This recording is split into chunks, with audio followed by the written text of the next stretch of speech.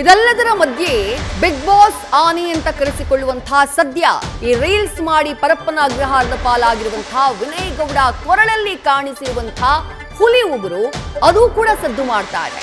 ಅದರಿಂದ ಕೂಡ ಕಾನೂನು ಸಂಕಷ್ಟ ವಿನಯ್ ಗೌಡಗೆ ಎದುರಾಗುವಂತಹ ಸಾಧ್ಯತೆ ಇದೆ. ರೀಲ್ಸ್ ನಲ್ಲಿ ಹುಲಿ ಉಗುರಿನ ಪೆಂಡೆಂಟ್ ಅನ್ನ ಧರಿಸಿದ್ದಾರೆ ವಿನಯ್ ಗೌಡ. ಆ ಹುಲಿ ಉಗುರಿನ ಪೆಂಡೆಂಟ್ ಅಸಲಿನಾ ನಕಲಿನಾ ಅನ್ನೋ ಚರ್ಚೆ ಶುರುವಾಗಿದೆ. ಇಫ್ ಇನ್ ಕೇಸ್ ಅಸಲಿ ಹುಲಿ ಉಗುರಾಗ್ಬಿಟ್ರೆ ವಿನಯ್ಗೆ ಮತ್ತೊಂದು ಸಂಕಷ್ಟ ಫಿಕ್ಸ್.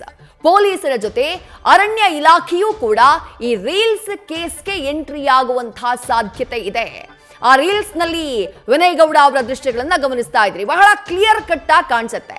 ಹುಲಿ ಉಗುರಿನ ಪೆಂಡೆಂಟ್ ವಿನಯ್ ಗೌಡ ಅವರ ಕೊರಳಲ್ಲಿ.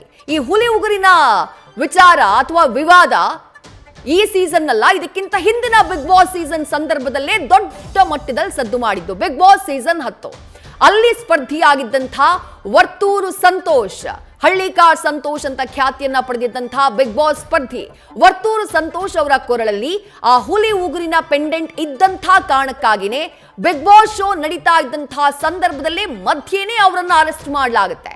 1 ವಾರ ಪೊಲೀಸರ ವಶದಲ್ಲಿದ್ರು, ಪರಪ್ಪನ ಅಗ್ರಹಾರದ ದರ್ಶನವನ್ನೂ ಮಾಡಿದ್ರು ವರ್ತೂರು ಸಂತೋಷ್. ದೊಡ್ಡ ಮಟ್ಟದಲ್ಲಿ ಈ ಹುಲಿ ಪೆಂಡೆಂಟ್ ವಿವಾದಕ್ಕೆ ಕಾರಣ ಆಗಿತ್ತು. ಈಗ ಅದೇ ರೀತಿಯ ಮಾದರಿಯ ಹುಲಿ ಪೆಂಡೆಂಟ್ ವಿನಯ್ ಗೌಡ ರೀಲ್ಸ್ ನಲ್ಲೂ ಕೂಡ ಕಾಣಿಸಿದೆ.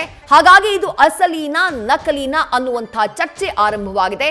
ಇಫ್ ಇನ್ ಕೇಸ್ ಅಸಲಿ ಆದ್ರೆ ರೀಲ್ಸ್ ಕೇಸ್ನ ಜೊತೆಗೆ ಹುಲಿ ಉಗುರು ಪೆಂಡೆಂಟ್ ನ ಕೇಸು ದಾಖಲಾದ್ರೆ ವಿನಯ್ ಗೌಡಗೆ ಮತ್ತಷ್ಟು ಕಾನೂನು ಸಂಕಷ್ಟ ಎದುರಾಗುವಂತಹ ಸಾಧ್ಯತೆ ಇದೆ.